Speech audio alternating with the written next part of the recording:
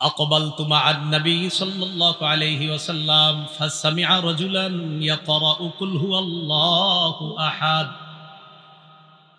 আমি নবীজির সাথে এক জায়গায় রওনা করলাম, হঠাৎ নবীজি এক ব্যক্তিকে তেলাওয়াত করতে শুনলেন কুল হুয়াল্লাহু আহাদ। এক ব্যক্তি তেলাওয়াত করতেছে কুল হুয়াল্লাহু আহাদ, এই সূরাটা তেলাওয়াত করতে শুনলেন। নবীজি বললেন ওয়াজাবাত। রাসূলুল্লাহ সাল্লাল্লাহু আলাইহি সাল্লাম বললেন ওয়াজিব হয়ে গিয়েছে। সুবহানাল্লাহ। আবু হুরায়রা রাদিয়াল্লাহু তাআলা আনহু বলেন কুলতু মা ওয়াজাবাত ইয়া রাসূলুল্লাহ, ইয়া রাসূলুল্লাহ কি ওয়াজিব হয়েছে? কিছুই তো বুঝলাম না, আপনার কাছে বুঝতে চাই ওয়াজিব হয়েছে কি, ওয়াজিব হয়েছে বুঝলাম না। একজনের তেলাওয়াত শুনলেন, শোনার পর বললেন ওয়াজিব হয়ে গিয়েছে। আল্লাহ নবী বললেন যে কুল হুয়াল্লাহু আহাদ পড়লো, আর আমি যার তেলাওয়াতটা শুনলাম তার জন্য ওয়াজাবাতিল জান্নাত, জান্নাত ওয়াজিব হয়ে গেছে। কুল হুয়াল্লাহ শুধু পড়েন এমন না, বিশ্বাসও করবেন। বলেন কুল হুয়াল্লাহ কার পরিচয়? কুল হুয়াল্লাহ কার গুণাবলী বর্ণনা? এই বিশ্বাস নিয়ে পড়বেন। রাসূল বলেন তার জন্য জান্নাত ওয়াজিব হয়ে গেছে। তাহলে এক নাম্বার জানলাম কুল হুয়াল্লাহু আহাদ যে মহব্বত করে তাকে আল্লাহ মহব্বত করে। কুল হুয়াল্লাহু আহাদ যে পড়বে ইয়াকিনের সাথে, বিশ্বাসের সাথে, আর এটার উপর যে অটল থেকে মৃত্যুবরণ করবে তার জন্য জান্নাত ওয়াজিব। 3 নাম্বার একটা বর্ণনা শোনেন, কুল হুয়াল্লাহু আহাদ পাঠককে জান্নাতে নিয়ে যাবে।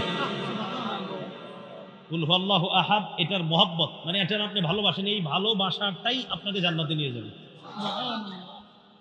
আনসারি সাহাবী, নবীজি সাল্লাল্লাহু আলাইহি সাল্লাম ইমাম বানায়া দিস।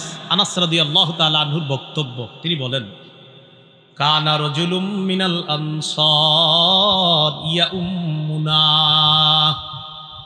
এক আনসারি সাহাবী আমাদের ইমামতি করে।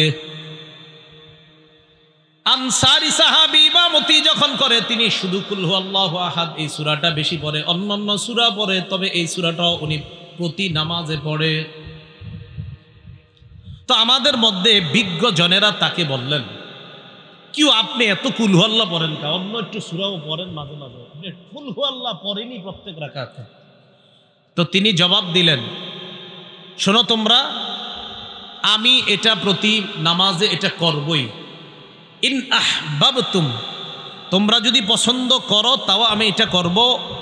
ওয়া ইন কারিহতুম, যদি অপছন্দ করো তাহলে আমি ছাড়া অন্য কাউরে ইমাম বানাও, কিন্তু আমারে যতদিন ইমাম রাখবা আমি অন্যান্য সূরা তো পড়বো, কুল হুয়াল্লাহু আহাদ এটাও পড়বো। এখন তোমরা মন চাইলে আমারে রাখো ইমাম হিসেবে, নাহলে অন্য একজন ইমাম রাখো। তো সাহাবীগণ জবাব দিলেন না না না, আপনি তো আমাদের মাঝে অনেক সম্মানিত ব্যক্তি, আপনারে কিভাবে পাল্টাই আমরা। রাসূলুল্লাহ সাল্লাল্লাহু আলাইহি সাল্লামের কাছে এই ব্যাপারে অভিযোগ গেল, হুজুর তিনি তো এরকম করে। নবীজি ডাক দিলেন মা হামালাকা আলা লুজুমি হাদিহিস সূরা ফি কুল্লি রাকআ, প্রত্যেক নামাজে এই সূরাটা তুমি আবশ্যক করে নাও কেন? সাহাবী জবাব দিলেন ইন্নী উহিব্বু হাদিহিস সূরাতা ইয়া রাসূলুল্লাহ, হুজুর আমি এই সূরাটা ভালোবাসি। সুবহানাল্লাহ। নবীজি বললেন হুব্বুকা ইয়্যাহা আদখালাকাল জান্নাহ, এই সূরার প্রতি তোমার যেই ভালোবাসা, এই ভালোবাসাই তোমাকে জান্নাতে প্রবেশ করায়া দিবে। এই সূরার প্রতি তোমার যেই ভালোবাসা, এই ভালোবাসা তোমাকে জান্নাতে প্রবেশ করায়া দিবে। তাহলে সূরা ইখলাস যে মহব্বত করবে আল্লাহ তাকে মহব্বত করবে। সূরা ইখলাস ইয়াকিনের সাথে বিশ্বাস করে যে পড়বে তার জন্য জান্নাত ওয়াজিব। সূরা ইখলাসের মহব্বত বান্দাকে জান্নাত পর্যন্ত পৌঁছায় দেয়। আল্লাহ আমল করার তৌফিক দান করেন। রাসূলুল্লাহ সাল্লাল্লাহু আলাইহি সাল্লামের সাহাবী নাম সাহাল ইবনে মুআজ। কি বললাম? সাহাল ইবনে মুআজ। এই সাহাল ইবনে মুআজ আল জুহানি রাদিয়াল্লাহু তাআলা আনহুর বর্ণনা, তিনি বলেন ক্বালা রাসূলুল্লাহ সাল্লাল্লাহু আলাইহি ওয়াসাল্লাম মান ক্বারাআ কুল হুয়াল্লাহু আহাদ হাত্তা ইয়াখতিমাহা 10 মাররাত, কোন ব্যক্তি যদি 10 বার কুল হুয়াল্লাহু আহাদ এই সূরাটা তেলাওয়াত করে বানাল্লাহু লাহু কসরান ফিল জান্নাহ, আল্লাহ তার জন্য জান্নাতে একটা প্রাসাদ নির্মাণ করে দেন। কি নির্মাণ করে দেন? প্রাসাদ। এই যে এটা বাড়ি করতেছে একজন সম্ভবত। এখন আপনাদের অনেকের মনে হইতেছে আহার এটা যে কি করতেছে, আমার যদি হইতো। তো যেহেতু যাদের টাকা নাই নগদ 10 বার সূরা ইখলাস করবে। 10 বার এখানে হইতেছে না, 10 বার পড়ে নেন হবে। হযরত ওমর ইবনুল খাত্তাব যখন এই বর্ণনা শুনলেন, শোনার পর বললেন, হুজুর আপনি কি বললেন? 10 বার সূরা ইখলাস পড়লে জান্নাতে প্রাসাদ? নবীজি বললেন হ্যাঁ। ওমর বললেন ইজান নাস্তাকসিরু, তাহলে তো হুজুর আরো বেশি পড়তে হবে, প্রাসাদ আরো বাড়াইতে হবে। নবীজি বললেন আল্লাহু আকসারু ওয়া আতিয়াবু, ওমর যত বেশি পড়বা আল্লাহ তত বেশি দিবেন। একটা মুরসাল বর্ণনা, মুরসাল এটা আপনারা বুঝবেন না, এটা হাদিস শাস্ত্রের একটা পরিভাষা মুরসাল। বাকি এটা মুরসালুন জাইয়িদ, ভালো মুরসাল। এই মুরসাল বর্ণনার বর্ণনাকারী সাঈদ ইবনুল মুসাইয়্যিব রাহিমাহুল্লাহ, তিনি বলেন ক্বালা রাসূলুল্লাহ সাল্লাল্লাহু আলাইহি ওয়াসাল্লাম মান ক্বারাআ কুল হুয়াল্লাহু আহাদ 10 মাররাত বানাল্লাহু লাহু কসরান ফিল জান্নাহ। কোন ব্যক্তি যদি 10 বার সূরা ইখলাস পাঠ করে তার জন্য জান্নাতে আল্লাহ একটা প্রাসাদ নির্মাণ করে দেয়। ওয়া মান ক্বারাআহা 20 মাররাতান বানাল্লাহু লাহু কসরাইনি ফিল জান্নাহ। কোন ব্যক্তি যদি 20 বার সূরা ইখলাস তেলাওয়াত করে আল্লাহ তার জন্য জান্নাতে 2টা প্রাসাদ নির্মাণ করে দেয়। ওয়া মান ক্বারাআহা 30 মাররাতান, কোন ব্যক্তি যদি 30 বার কুল হুয়াল্লাহু আহাদ পড়ে বানাল্লাহু লাহু সালাসাতা কুসুরিন ফিল জান্নাহ, আল্লাহ তার জন্য জান্নাতের মধ্যে 3টা প্রাসাদ নির্মাণ করে দেয়। তাহলে 10 বারে একটা প্রাসাদ, 20 বারে 2টা প্রাসাদ, আর 30 বার যদি কেউ পড়ে তার জন্য আল্লাহ জান্নাতে 3টি প্রাসাদ নির্মাণ করে দেয়। এই জন্য সূরা ইখলাস এটা আমরা পাঠ করব, আল্লাহ তৌফিক দান করেন। রাসূলুল্লাহ সাল্লাল্লাহু আলাইহি সাল্লাম সাহাবীদেরকে বললেন আয়াজিজু আহাদুকুম আইয়াকরা সুলুসাল কুরআন ফি কুল্লি লাইলা, তোমাদের কেউ কি অক্ষম প্রতি রাতে কোরআনের 1/3 তোমরা তেলাওয়াত করে ঘুমাবা?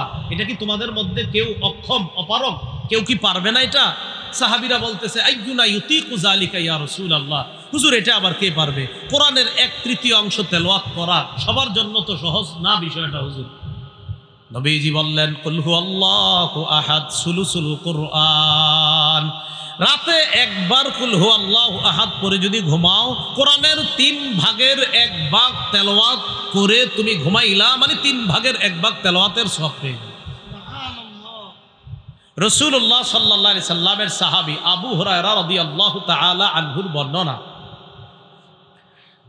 রাসূল সাল্লাল্লাহু আলাইহি সাল্লামের সাহাবী মুআজ ইবনে উবাইদুল্লাহর বর্ণনা, মুআজ ইবনে উবাইদুল্লাহ ইবনে খুবাইব তার বর্ণনা, তিনি বলেন ইনতাজারনা রাসূলুল্লাহ সাল্লাল্লাহু আলাইহি ওয়াসাল্লাম ইউসাল্লি বিনা, আমরা অপেক্ষা করতে লাগলাম রাসূল আসবে, আয়েশা আমাদেরকে নামাজ পড়াবেন। তো রাসূলুল্লাহ সাল্লাল্লাহু আলাইহি সাল্লাম আমাদের কাছে আসলেন, আসার পর আমাকে বললেন কুল, তুমি বলো। বলেন তো নবীজি সাহাবীকে কি বললেন? তুমি বলো। কেন আপনাদেরকে আমি বললাম আপনারা বলেন, বলেন তো কি বলেন? মানে আপনারা দিদি বুঝছেন ঠিক না? নবীজি সাহাবীকে বলেন কুল, তুমি বলো। তো সাহাবী কয় ফাসাকাত, তো আমি চুপ রইলাম। যেমন আপনাদের মাঝে অনেকে চুপ ছিল, মানে বুঝে না আসলে কি কইতাছে, মানে আমরা বলবো মানে কি বলবো, ঠিক সাহাবীও বুঝতে পারেন নাই। নবীজি বলে তুমি বলো, সাহাবী কয় সাকাত, তো চুপ রইলাম। নবীজি আবার বললেন কুল, বলো। সাহাবী সাহস করে কয় আমি বললাম মা আকুল, হুজুর কি করবো? তা আপনাদেরকে বললাম বলেন, আপনারা এখন বলেন কি বলবো বলেন। হ্যাঁ, সাহাবীকে বললেন তুমি বলো, সাহাবী বলে হুজুর কি বলবো? নবীজি বললেন কুল কুল হুয়াল্লাহু আহাদ, তুমি বলো কুল হুয়াল্লাহু আহাদ ওয়াল মুআউযিযাতাইন সালাসা, তুমি বলো কুল হুয়াল্লাহু আহাদ, কুল আউযু রাব্বিল ফালাক, কুল আউযু বিরাব্বিন নাস, প্রত্যেকটা 3 বার করে। বলেন প্রত্যেকটা কয়বার করে? তাকফিকা ফি কুল্লি ইয়াউমিন মাররাতাইন, ফজরের পরে 1 বার, মাগরিবের মানে ফজরের পরে 3 বার, প্রত্যেকটা 3 বার করে 9 বার, মাগরিবের পরে 3 বার করে 9 বার। নবীজি বলেন এই আমলটা যদি প্রতিদিন 2 বার করো, 2 বার মানে 2 বেলা, ফজরের পর 1 বেলা, মাগরিবের পর আরেক বেলা, ফজরের নামাজের পর 3 বার কুল হু আল্লাহ, 3 বার ফালাক, 3 বার নাস, মাগরিবের পর 3 বার কুল হু আল্লাহ, 3 বার ফালাক, 3 বার নাস। নবী বলেন তাক তাকফিকা ফি কুল্লি ইয়াউম, এই 3টা সূরা তুমি যে পড়লা 3 বার করে সারা দিন বিপদ আপদ থেকে বাঁচার জন্য যথেষ্ট হয়ে যায়। বাচ্চারা তো পারে না, এদেরকে কি করবেন, স্কুলে মাদ্রাসায় পাঠানোর সময় আপনি নিজে পড়ে ফদিয়ে দিবেন, আর যারা পারে ওদেরকে মুখ দিয়ে বলাবেন, এই বলো 3 বার করে এটারে পড়াবেন, তারপর এটারে মাদ্রাসা স্কুলে পাঠাবেন। আল্লাহ আমল করার তৌফিক দান করেন। রাসূলুল্লাহ সাল্লাল্লাহু আলাইহি সাল্লামের সাহাবী আবু হুরায়রা রাদিয়াল্লাহু তাআলা আনহুর বর্ণনা, তিনি বলেন, খরাজান নবী সাল্লাল্লাহু আলাইহি ওয়াসাল্লাম, আল্লাহ রসুল ঘর থেকে বের হলেন, বের হওয়ার পর বললেন, উহশুদু, এই তোমরা কাছাকাছি এসে বসো। কি করো তোমরা? কাছাকাছি এসে বসো। মসজিদের মধ্যে অনেক সময় দেখবেন ইমাম ইকিনের কথা যখন বলে, যিনি বলে তিনি বলেন, ভাই আমরা একটু আগায়া বসি, কাছে কাছে বসি, জমে জমে বসি, বলে না? তো নবীজি বললেন তোমরা একটু কাছে কাছে বসো, জমে জমে বসো। তার মানে এরা যারা বলে এটা মসজিদের মধ্যে, এটাও সুন্নাহ, এই বলাটা এটা কোনো হাদিস কোরআনের বিরোধী না। নবীজিও সাহাবীদেরকে মাঝে মাঝে গুরুত্বপূর্ণ আলোচনা করার জন্য বলতেন, কাছে কাছে জমে জমে বসো। ফাহুশিদা মান হুশিদা, যারা আসার তারা নবীর কাছে আসলেন। আসার পর আল্লাহ নবী বললেন, ফাইন্নী সাআকরাউ আলাইকুম সুলুসাল কুরআন, নবীজি বললেন কাছে কাছে বসো, আমি তোমাদেরকে আজকে কোরআনের 3 ভাগের 1 ভাগ পড়ে শোনাবো। কি শোনাবো? কোরআনের 3 ভাগের 1 ভাগ। 10 পারা পড়তে কতক্ষণ লাগবে? অনেক সময় লাগবে। আমি তোমাদেরকে 3 ভাগের 1 ভাগ পড়ে শোনাবো। সাহাবারা আল্লাহ নবীর কাছে যায়, যাওয়ার পর আল্লাহ নবীর সামনে বসলেন। বসার পর নবীজি পড়লেন কুল হুয়াল্লাহু আহাদ, নবীজি পড়লেন কুল হুয়াল্লাহু আহাদ, এই সূরাটা পড়লেন। পড়ার পর সুম্মা দাখলা, আবার ঘরে ঢুকে গেছে। তো সাহাবীরা একজন আরেকজনকে কয়, কি ব্যাপার, নবীজি না বললেন আমাদের সামনে নাকি কোরআনের 3 ভাগের 1 ভাগ পড়বে, কই সামান্য 3টা কি পড়লেন সূরা, 3টা আয়াত পড়ে আবার চলে গেলেন, কোথায়? নবীজি তো 3 ভাগের 1 ভাগ পড়ার কথা, পড়লো না তো। কয় মনে হয় আসমান থেকে কোনো কিছু আসবে, তারপর হয়তো জানাবে আমাদেরকে। এটা সাহাবীরা একজন আরেকজনকে কয়, ইন্নী লা আরাহা খাবরাম মিনাস সামাই জাআ, যে মনে হচ্ছে আসমানের কোনো সংবাদ আসবে, তারপর জানাবে। সাহাবীরা একে অপরকে এই কথাগুলো বলতেছে। ইতিমধ্যে নবীজি বের হলেন, বের হওয়ার বললেন, আচ্ছা আমি কি বলছি তোমাদেরকে? আমি বলেছিলাম কোরআনের 3 ভাগের 1 ভাগ পড়ে শোনাবো, এই কথা আমি তোমাদেরকে বলেছিলাম। তো সাহাবীগণ তো মন দিয়ে শুনতেছে। নবীজি বলেন, আমি তোমাদের সামনে কুল হুয়াল্লাহ সূরাটা পড়েই তো ঘরে গিয়েছিলাম। এই যে কুল হুয়াল্লাহ আমি পড়েছিলাম, ইন্নাহা লা তা'দিলু সুলুসাল কুরআন, এই সূরাটাই কোরআনের 3 ভাগের 1 ভাগ। সুবহানাল্লাহ। তো কুল হুয়াল্লাহু আহাদ একবার যদি কেউ তেলাওয়াত করে, আল্লাহ তাকে কোরআনের 3 ভাগের 1 ভাগ তেলাওয়াত করার সওয়াব দান করে। তো 2 বার যদি কেউ পড়ে, কোরআনের 3 ভাগের 2 ভাগ তেলাওয়াত করার সওয়াব দান করে। কেউ যদি 3 বার পড়ে, আল্লাহ তাকে কোরআনের 3 ভাগ, মানে কোরআনের পুরা 3 ভাগ পড়ার সওয়াব আল্লাহ তার আমল নামায় লিপিবদ্ধ করে। এখন এই কুল হুয়াল্লাহু আহাদ এই সূরাটা আমরা নামাজের মধ্যে আমল করতে পারি। বিশেষ করে মাগরিবের 2 রাকাত সুন্নতে, প্রথম রাকাতে কুল ইয়া আইয়ুহাল কাফিরুন, এই সূরাটা। আর মাগরিবের নামাজের সুন্নতের 2য় রাকাতে কুল হুয়াল্লাহু আহাদ। ফজরের নামাজের সুন্নতের প্রথম রাকাতে কুল ইয়া আইয়ুহাল কাফিরুন। ফজরের সুন্নতের 2য় রাকাতে কুল হুয়াল্লাহু আহাদ। রাসূলুল্লাহ সাল্লাল্লাহু আলাইহি সাল্লাম মসজিদে গেলেন, যাওয়ার পর দেখলেন এক সাহাবী ফজরের নামাজের সুন্নত পড়তেছে। ফজরের নামাজের সুন্নত পড়তেছে। সুন্নতের প্রথম রাকাতে পড়তে লাগলেন কুল ইয়া আইয়ুহাল কাফিরুন, এই সূরাটা পড়তে লাগলেন প্রথম রাকাতে।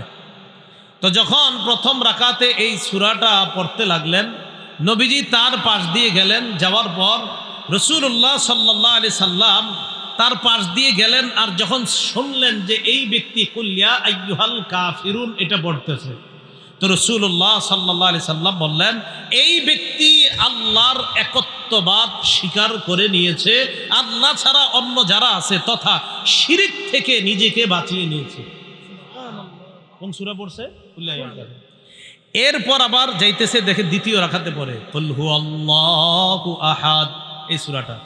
নবীজি বললেন, হাদা রাজুলুন কদ আরাফা রাব্বাহ।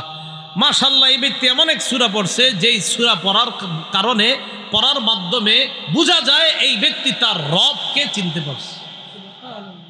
তাহলে ফজরের নামাজের সুন্নতে প্রথম রাকাতে কুল ইয়া আইয়ুহাল কাফিরুন, আর দ্বিতীয় রাকাতে কুল হুয়াল্লাহু আহাদ, আর মাগরিবের সুন্নতের প্রথম রাকাতে কুল ইয়া আইয়ুহাল কাফিরুন, আর দ্বিতীয় রাকাতে কুল হুয়াল্লাহু আহাদ, এই আমলটা করা। তাহলে সূরা ইখলাসের এই আমলটা আমরা সবাই করব তো ইনশাআল্লাহ। সূরা ইখলাসের যে কথাগুলা বলা হলো, আমরা যারা পারি 3 বার প্রতি রাতে ঘুমের সময় পড়ব, আর যারা পারি ইনশাল্লাহ আমরা 10 বার যদি পড়ি তাহলে জান্নাতে একটা প্রাসাদ নির্মাণ করবে, যেটা আমরা জানতে পারলাম। তো এই আমলগুলা ইনশাআল্লাহ আমরা করার চেষ্টা করব। আল্লাহ তৌফিক দান করেন। আল্লাহ পাক রব্বুল আলামিন আমাদের সকলকে একত্ববাদের স্বীকার করে, আল্লাহর একত্ববাদের স্বীকার, এই একত্ববাদের বিশ্বাস নিয়ে আল্লাহর পরিচয় নিয়ে যেন আমরা কবরে যাইতে পারি, আল্লাহ তৌফিক দান করেন।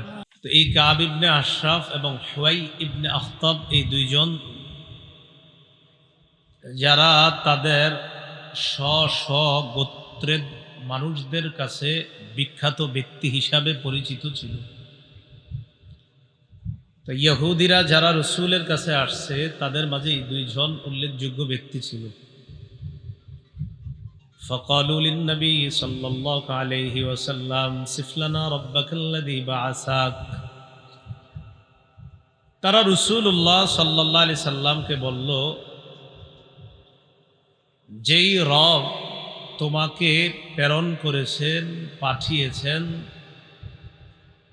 যেই রব তোমাকে প্রেরণ করেছেন, পাঠিয়েছেন, ওই রবের গুণাবলী আমাদের কাছে তুমি বর্ণনা করো।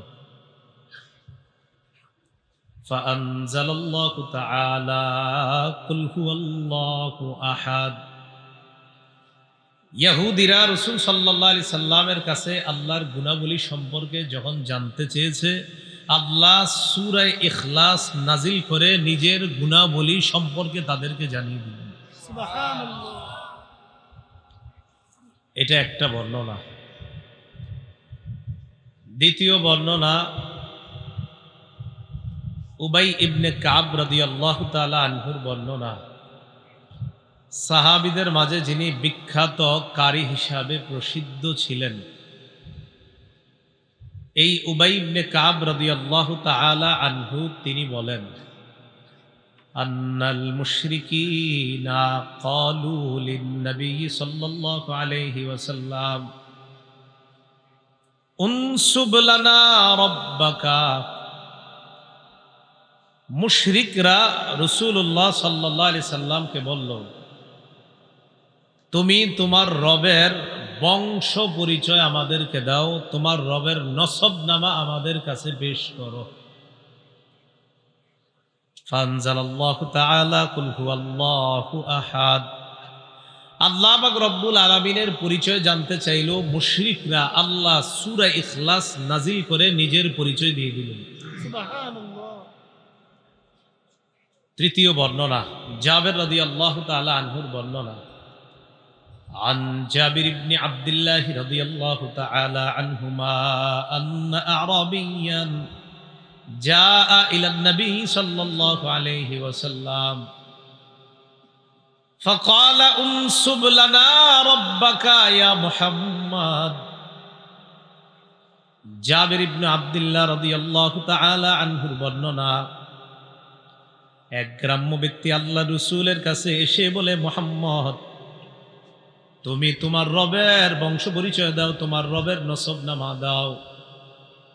ফাআনজালাল্লাহু তাআলা কুল হুয়াল্লাহু আহাদ। আল্লাহ সূরা ইখলাস নাজিল করে নিজের পরিচয় দিয়ে দিলেন। সুবহানাল্লাহ। চতুর্থ বর্ণনা আব্দুল্লাহ ইবনে মাসউদ রাদিয়াল্লাহু তাআলা আনহুর বর্ণনা। তিনি বলেন, ক্বালাত কুরাইশুন লিন-নবী সাল্লাল্লাহু আলাইহি ওয়াসাল্লাম।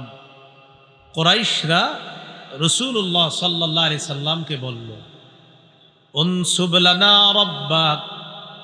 মুহাম্মদ, তুমি তোমার রবের বংশ পরিচয় দাও, তোমার রবের নসবনামা আমাদের কাছে পেশ করো। ফানজালাল্লাহু তাআলা কুল হুয়াল্লাহু আহাদ। আল্লাহ সূরা ইখলাস নাজিল করে কুরাইশদেরকেও নিজের পরিচয় জানায় দিলেন। ইহুদিরাও জানতে চাইল গুণাবলী, গ্রাম্য ব্যক্তি জানতে চাইল রবের বংশ পরিচয়, মুশরিকরা জানতে চাইল রবের বংশ পরিচয়, কুরাইশরা জানতে চাইল রবের বংশ পরিচয়। তাদের সকলের বক্তব্যের জবাবে আল্লাহ পাক রব্বুল আলামিন সূরাতুল ইখলাস নাজিল করে নিজের গুণাবলী এবং নিজের পরিচয় সংক্ষিপ্ত সূরার মধ্যে ব্যাপকভাবে আল্লাহ জবাবটা দিয়ে দিয়েছে। সুবহানাল্লাহ। সূরাটা সংক্ষিপ্ত, গবেষণা করলে ব্যাপক। রাসূলুল্লাহ সাল্লাল্লাহু আলাইহি সাল্লাম বলেন, লিকুল্লি শাইইন নিসবাহ, প্রত্যেকটা জিনিসের একটা নিসবত থাকে, প্রত্যেকটা জিনিসের একটা নিসবত থাকে, সম্পর্ক। ওয়া নিসবাতুল্লাহ কুল হুয়াল্লাহু আহাদ, আল্লাহর নিসবত হলো কুল হুয়াল্লাহু আহাদ তথা সূরা ইখলাসটাই হলো আল্লাহর নিসবত। সব জিনিসের একটা নিসবত থাকে, আল্লাহর নিসবত হলো কুল হুয়াল্লাহু আহাদ। তাহলে এই সূরাটার গুরুত্ব অনেক বেশি। আল্লাহ আমাদের সকলকে আমাদের রবের পরিচয় কেউ জানতে চাইলে আমরা সংক্ষিপ্তভাবে এই সূরাটা পাঠ করে দিয়ে বলবো এটাই আমাদের রবের পরিচয়। দ্বিতীয় আলোচনা, এই সূরার অনুবাদ শুনবো আমরা এখন, সংক্ষিপ্ত অনুবাদ। আল্লাহ পাক রব্বুল আলামিন তাদেরকে জানিয়ে দিলেন, কুল, নবী আপনি বলেন, হুয়াল্লাহ, তিনি আল্লাহ, আহাদ, তিনি একক অদ্বিতীয়, আল্লাহুস সামাদ, আল্লাহ অমুখাপেক্ষী, কারো মুখাপেক্ষী নন তিনি। অমুখাপেক্ষী কাকে বলে আল্লাহ পরে নিজেই ব্যাখ্যা দিচ্ছেন, লাম ইয়ালিদ ওয়া লাম ইউলাদ, যিনি কাউকে জন্ম দেন না, যিনি কারো থেকে জন্ম নেন না। জন্মগ্রহণ করলে মৃত্যুবরণ করা লাগে, জন্মগ্রহণ করলে মৃত্যুবরণ করা লাগে। এজন্য সারা জীবন মনে রাখবেন, লাইসা শাইউন ইউলাদু ইল্লা সায়ামুত ওয়া লাইসা শাইউন ইয়ামুতু ইল্লা সায়ুওয়ারিস। একটা মূলনীতি মনে রাখবেন, জন্ম মানেই মৃত্যু, আর মৃত্যু মানেই অন্য কাউকে উত্তরাধিকার বানানো। জন্মগ্রহণ করা মানেই মৃত্যুবরণ করতে হবে, আর মৃত্যুবরণ করার পর অন্য কাউকে তার উত্তরাধিকার বানাইতে হয়। এই মূল নীতি যখন আমাদের মনে থাকবে, তখন সাথে সাথে বলতে পারবো, ইন্নাল্লাহ আযজা ওয়া জাল্লা ইয়ামুত ওয়া লা ইউওয়ারিসু। আমরা মূলনীতি শিখলাম, জন্মগ্রহণ করা মানে মৃত্যুবরণ করা, আর মৃত্যুবরণ করা মানে উত্তরাধিকার বানানো। আল্লাহ কখনো মৃত্যুবরণ করবেন না, আর কাউকে আল্লাহ উত্তরাধিকারও বানান না। সুতরাং এজন্যই তিনি আল্লাহ, তিনি রব, তিনি আগেও ছিলেন, এখনো আছে, ভবিষ্যতে থাকবে, তার কখনো মরণ হবে না। বলেন তো, যিনি জন্ম নেন তিনি কি করেন? মৃত্যুবরণ করেন। অথবা আল্লাহ তো জন্ম নেন, কারণ আল্লাহ তো মৃত্যুবরণ করেন না, তাই আল্লাহ জন্ম নেন না। তো আল্লাহ বললেন, লাম ইয়ালিদ ওয়া লাম ইউলাদ, যিনি জন্ম দেন না, কারো থেকে জন্ম নেন না। ওয়া লাম ইয়াকুল লাহু কুফুয়ান আহাদ, তার সমকক্ষ কেউ নাই। তাহলে বলেন তো, আল্লাহ কাউকে জন্ম দেন না, কারো থেকে জন্ম নেন? কিন্তু মক্কার বেঈমানরা, কাফেররা, মুশরিকরা, আরো অন্যান্য অনেকে, তারা এই ভয়ঙ্কর কথা বলছে যে আল্লাহ পাক রব্বুল আলামিনের সন্তান আছে। সূরা মারইয়ামের ৮৮ নম্বর আয়াত থেকে ৯৫ নম্বর আয়াতে আল্লাহ বলেন, ওয়া ক্বালু ইত্তাখাযার রহমানু ওয়ালাদা, তারা বলে দয়াময় আল্লাহ সন্তান গ্রহণ করেছে। বলেন নাউযুবিল্লাহ। তো আল্লাহ বলেন, লাকাদ জিতুম শাইআন ইদ্দা, তোমরা ভয়ঙ্কর একটা বিষয়ের অবতারণা করেছো। বলেন তো, কেউ যদি বলে আল্লাহর সন্তান আছে, এটা কি স্বাভাবিক বিষয় না ভয়ঙ্কর বিষয়? আল্লাহ বলে এটা কতটা ভয়ঙ্কর বিষয় জানো? তাকাদুস সামাওয়াতু ইয়াতাফাত্তারনা মিনহু, ওয়া তানশাক্কুল আরদু ওয়া তাখিরুল জিবালু হাদ্দা। কেউ যখন বলবে যে আল্লাহর সন্তান আছে, তখন আসমান তার এই কথা শুই না ফেটে যাওয়ার উপক্রম হয়, জমিন বিদীর্ণ হওয়ার উপক্রম হয়, পাহাড়গুলা টুকরা টুকরা হওয়ার উপক্রম হয় ওই বান্দার এই কথা শুই না যে ছি ছি, এটা কেমন কথা বলে রবের ব্যাপারে। আসমান ফেটে যাইতে চায়, জমিন বিদীর্ণ হয়ে যেতে চায়, পাহাড়গুলা টুকরা টুকরা হয়ে যেতে চায়। কেন? কেউ যদি বলে আল্লাহর ছেলে আছে। তো আল্লাহ বলেন আন্দাউলির রহমানি ওয়ালাদা। এটা এই কারণে তারা দাবি করে দয়াময় আল্লাহর সন্তান আছে, এই দাবি তারা করে। বলি নাউজুবিল্লাহ। ওয়া মা ইয়ানবাগি লিররহমানি আন ইয়াত্তাখিযা ওয়ালাদা। দয়াময় আল্লাহর জন্য এটা শোভা পায় না আল্লাহ কোনো ছেলে গ্রহণ করবে, এটা আল্লাহর জন্য শোভা পায় না। ইন কুল্লু মান ফিস সামাওয়াতি ওয়াল আরদি ইল্লা আতির রহমানি আবদা। আসমান এবং জমিনের মাঝে যা আছে সবাই বান্দা হয়ে, গোলাম হয়ে, নত হয়ে আল্লাহর কাছে আসতে হবে। লাকাদ আহসাহুম ওয়া আদ্দাহুম আদ্দা। সব আল্লাহ গণনা করে রেখেছেন সঠিকভাবে, পুঙ্খানুপুঙ্খানুভাবে সব হিসাব আল্লাহ করে রেখেছেন। ওয়া কুল্লুহুম আতিহি ইয়াউমাল কিয়ামাতি ফারদা। কিয়ামতের ময়দানে সবাই একা একা আল্লাহর কাছে উপস্থিত হতে হবে। যে মানুষগুলা বলে আল্লাহ ছেলে গ্রহণ করেছেন, এদেরকে জানা দাও তাদের এই কথা শুই না আসমান ফেটে যেতে চায়, জমিন বিদীর্ণ হয়ে যেতে চায়, পাহাড়গুলা টুকরা টুকরা হয়ে যেতে চায়। আরো জানা দাও সবাই আমার কাছে গোলাম হয়ে আসতে হবে, বান্দা হয়ে আসতে হবে। কিয়ামতের ময়দানে একা একা আমার কাছে আসতে হবে। সেদিন আমি আল্লাহ যদি প্রশ্ন করে বসি, এই তুমি বলছো আমার ছেলে আছে, এটা কেন বললো? এবার আল্লাহ দেখেন কি বলে, সূরা আনামের 101 নম্বর আয়াত।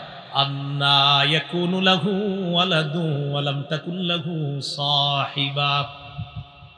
আল্লাহ বলে, আর এই কথা তারা কিভাবে বলে? কিভাবে আল্লাহ কোনো সন্তান হবে? আল্লাহ তো কোনো স্ত্রী গ্রহণ করেননি, কোনো স্ত্রী গ্রহণ করেননি। সন্তান হইতে হলে তো স্ত্রী লাগবে। আল্লাহ বলে আন্না ইয়াকুনু লাহু ওয়ালাদ, আল্লাহর সন্তান হবে কিভাবে? ওয়ালাম তাকুল লাহু সাহিবা, আর আল্লাহর তো বিবি নাই, তো সন্তান আসবে কিভাবে? তোমরা এই কথা কিভাবে বলো? তো আল্লাহ বলেন লাম ইয়ালিদ ওয়ালাম ইউলাদ, তিনি জন্ম দেন না, কারো থেকে তিনি জন্ম নেন না।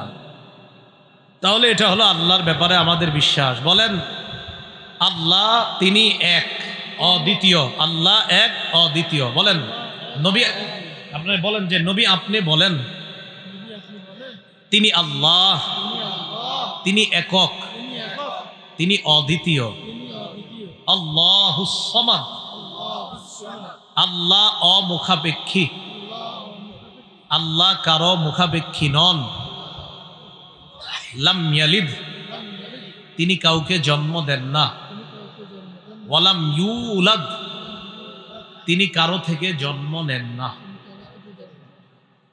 এতটুকু মনে থাকবে? এই সহজ অনুবাদগুলো তো একটু মুখস্থ রাখা দরকার, তো সহজ। ওয়ালাম ইয়াকুল লাহু কুফুয়ান আহাদ, আল্লাহর সমকক্ষ নাই। আল্লাহর কি নাই? কোনো সমকক্ষ নাই। এগুলো সরল অনুবাদ। এই সূরা যারা পাঠ করবে,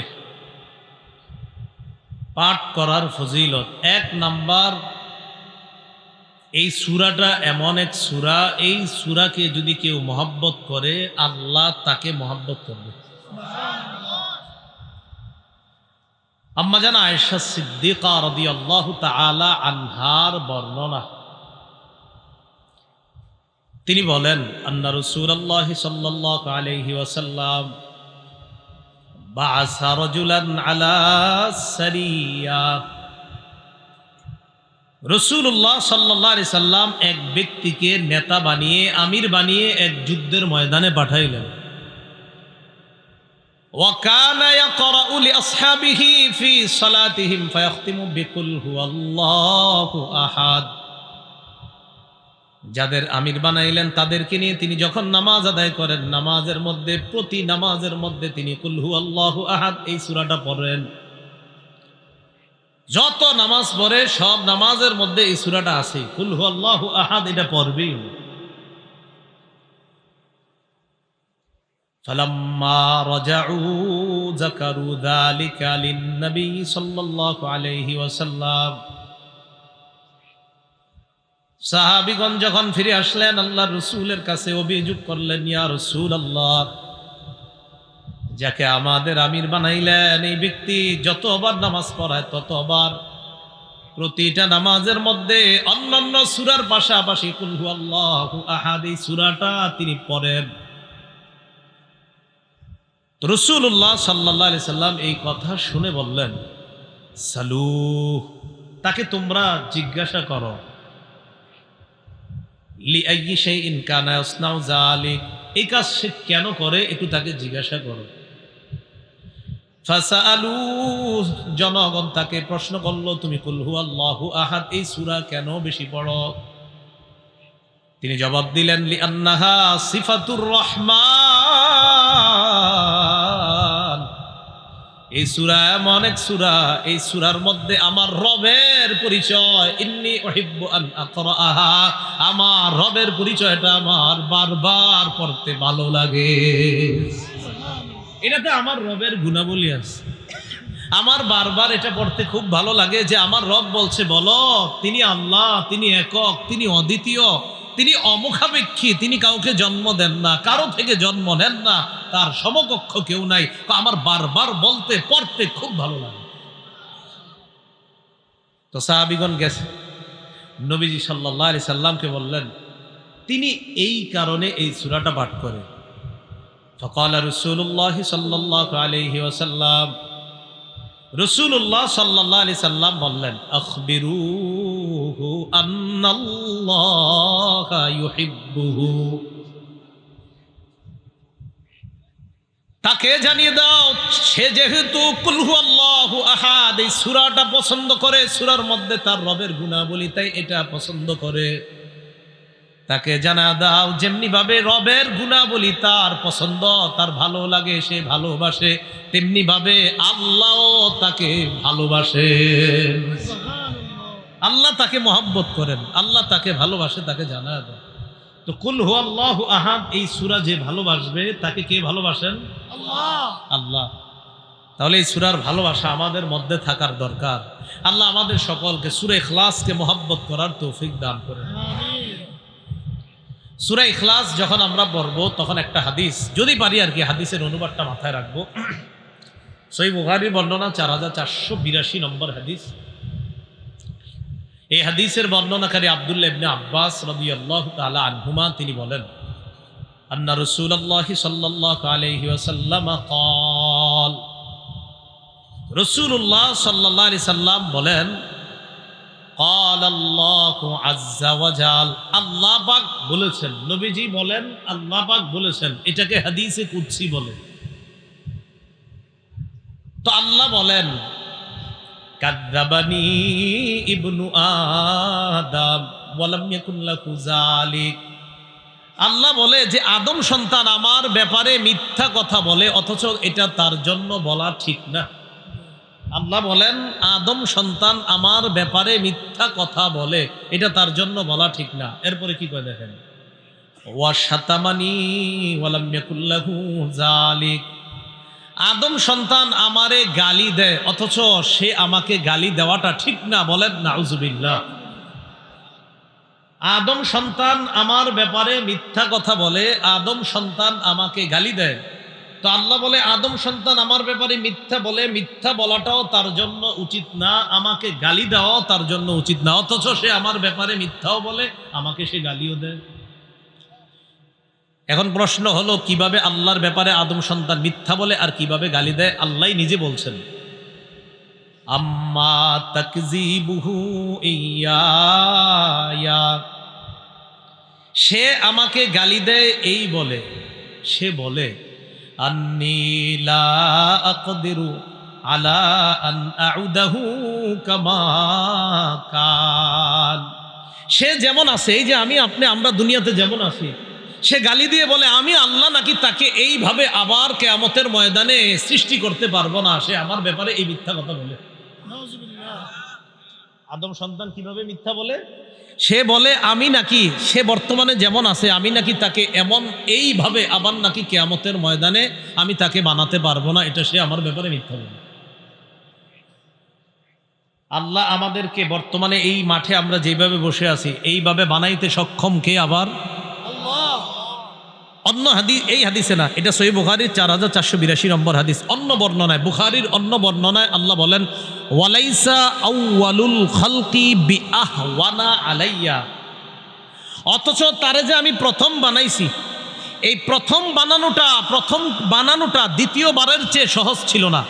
আরে বলেন, প্রথম কোনো জিনিস বানানো আর পরে আবার এটার মতো বানানো, তাহলে দ্বিতীয়টা বানানো অবশ্যই সহজ, প্রথমটা বানানো কঠিন। আল্লাহ বলে প্রথম তাকে আমি বানাইলাম, এটা তো দ্বিতীয়বারের চেয়ে কঠিন ছিল না, সহজ ছিল না।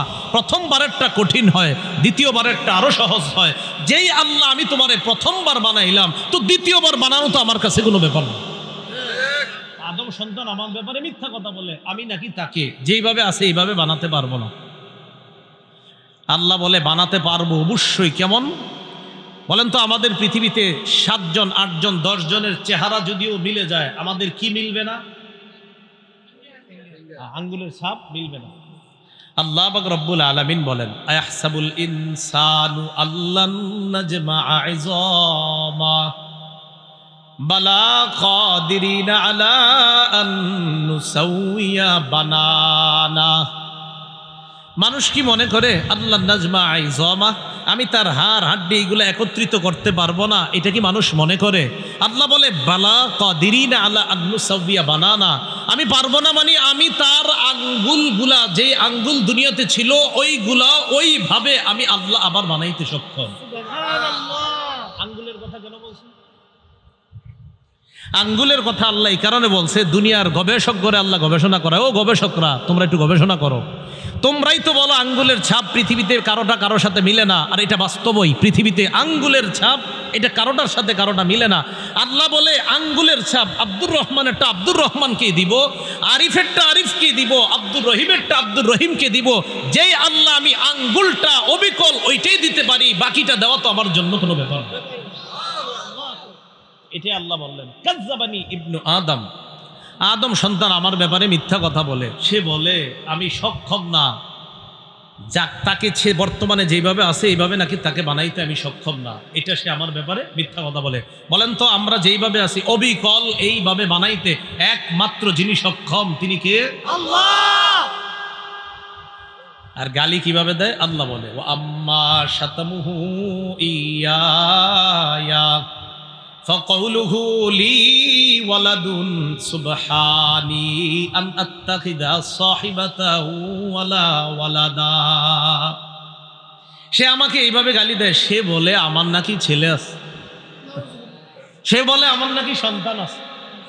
তাহলে বলেন তো, কেউ যদি বলে আল্লাহর সন্তান আছে, এটা আল্লাহকে কি করা? গালি দেওয়া।